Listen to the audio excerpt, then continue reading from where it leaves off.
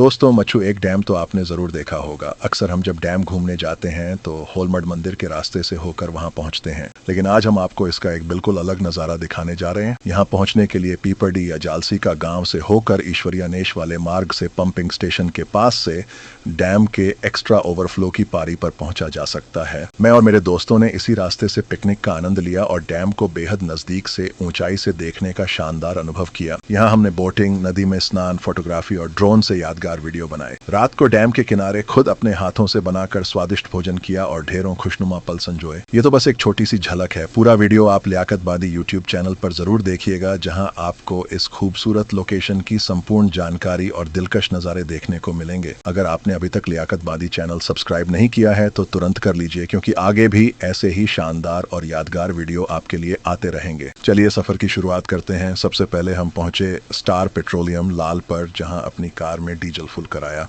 इसके बाद हमारी मंजिल थी महिका स्टेशन। वहां पहुंचकर स्टेशन की सब्जी भाजी और राशन की दुकान से भोजन के लिए जरूरी सामान लिया। साथ ही ताजी मूंगफली और अमेरिकन मक्का के हरे भुट्टे भी ले लिए, जिन्हें डैम पर जाकर सेंकने का अलग ही मजा आने वाला था। महिका से निकलकर हम डैम की ओर रवाना हुए। नेशनल हाईवे पर आगे बढ़ते हुए कोठी बोर्ड और कन्हैया होटल पार करके हम कोठी जाने वाले सिंगल लेन रोड पर पहुंचे। रास्ते में मेरी गैलेक्सी स्कूल की बस दिखाई दी। बस में बैठे सभी विद्यार्थी जैसे ही मेरी गाड़ी को देखते उनके चेहरों पर खुशी की चमक आ गई। डैम के सामने वाले किनारे तक पहुंचने के लिए आमतौर पर जालसी का होकर जाना पड़ता है।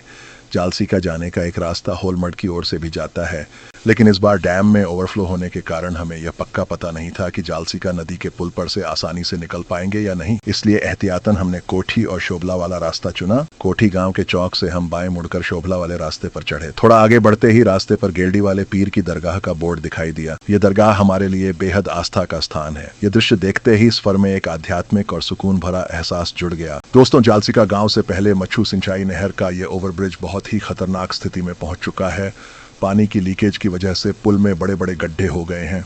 यह पुल किसी भी समय हादसे का कारण बन सकता है। प्रशासन से अपील है कि इस पुल की तुरंत मरम्मत करवाई जाए। जालसी का गांव मच्छू एक डैम के सबसे नजदीक बसा हुआ गांव है। इस गांव में आयर समाज के लोग बड़ी संख्या में रहते हैं। आगे बढ़ते रास्ते में बीच में रामपराविली का जंगल क्षेत्र आता है। यह जगह बेहद खूबसूरत है और मानो कोई छोटा सा हिल स्टेशन लगती है। हमने यहाँ थोड़ी देर रुककर ड्रोन से शानदार वीडियो और फोटोग्राफी की। साथ ही मेरी फॉर्च्यूनर लेजेंडर के भी क्लोज वीडियो शॉट्स कैप्चर किए।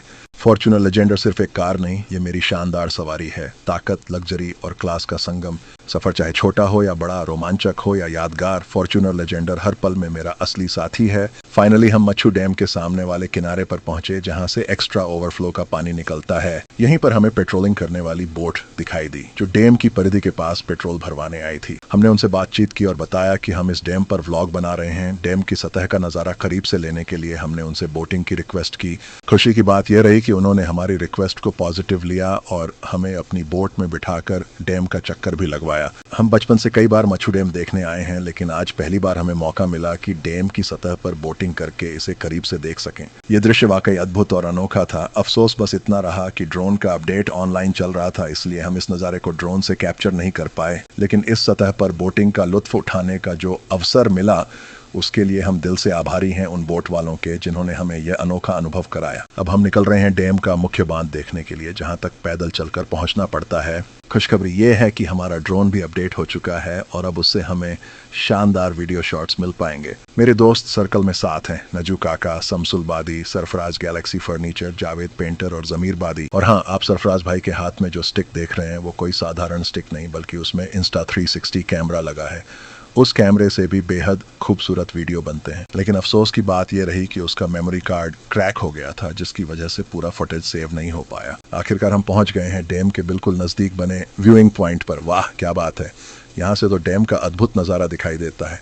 सबसे खास बात यह है कि सामने वाले किनारे यानी होलमड साइड ऑफिस की ओर और ईश्वरिया नहर की दिशा से देखने पर दृश्य और भी शानदार लगता है। यहाँ से आपको साफ दिखाई देता है पंपिंग स्टेशन और उसे दी जाने वाली पावर सप्लाई की व्यवस्था। चारों ओर फैले हरे भरे प्राकृतिक पहाड़, ईश्वरिया नहर गांव का सौंदर्य, डैम से निकलता अतिरिक्त ओवरफ्लो और नहर के रास्ते नदी में दूर दूर तक बहता हुआ पानी। डैम की सतह का यह अद्भुत दृश्य वाकई दिल को मोह लेने वाला है। अब हम आ गए हैं पिकनिक पॉइंट पर। बांध के नीचे पहुंचना थोड़ा मुश्किल था, लेकिन हमारी गाड़ी सीधा किनारे तक पहुंच गई।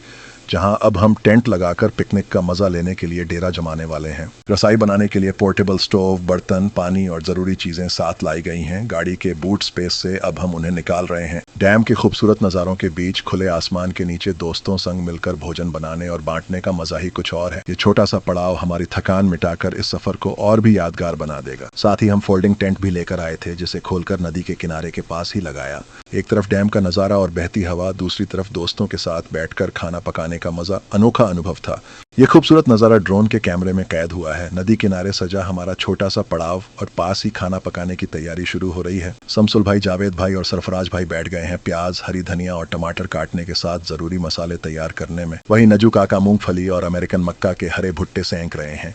वैसे तो नजू काका का असली काम सब्जी बनाना है और इस काम में वो एक्सपर्ट हैं। हमारे हर प्रोग्राम में ज्यादातर वही खाना पकाते हैं। जावेद भाई नदी के बहते पानी में बर्तन धोने आ गए हैं। 3 पत्थरों से बाजरे की रोटियां बनाने के लिए देसी चूल्हा बनाया गया है और आसपास से सूखी लकड़ियां इकट्ठी कर जलाई गई हैं और तवा गर्म करने की तैयारी शुरू हो चुकी है।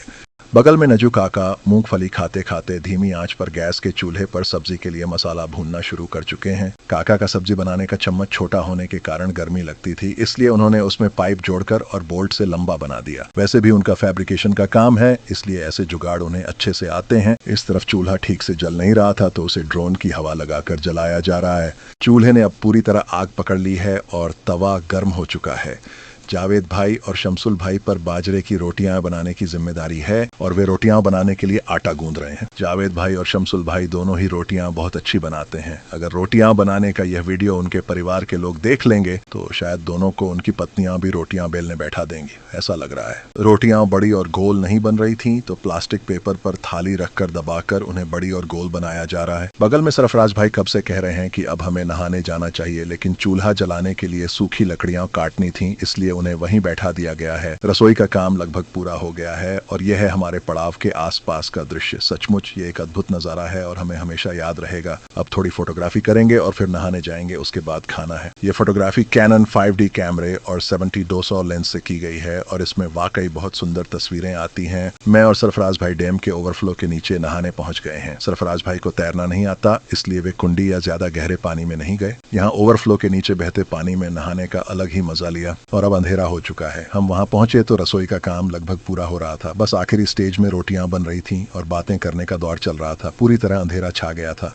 एक तरफ भूख भी ज्यादा लगी थी और नजू काका सब्जी गर्म कर रहे थे, उसकी खुशबू भी इतनी अच्छी आ रही थी।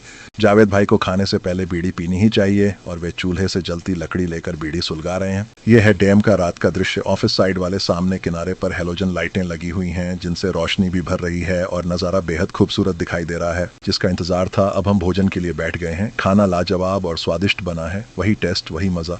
रात में उड़ने वाले कीड़े खाने में ज्यादा परेशान न करें, इसलिए लाइट चालू नहीं कर सकते। इसके बजाय दूर से फॉर्च्यूनर की फॉग लाइट जलाकर उसकी हल्की रोशनी में खाने का लुत्फ उठा रहे हैं। ये थी हमारी छोटी सी पिकनिक। अगर आपको ये वीडियो पसंद आया हो तो लाइक, शेयर और चैनल को सब्सक्राइब करना ना भूलें, ताकि आपको हमारे सभी नए वीडियोस की नोटिफिकेशन मिलती रहे और ऐसे ही नए नए वीडियोस देखते रहें।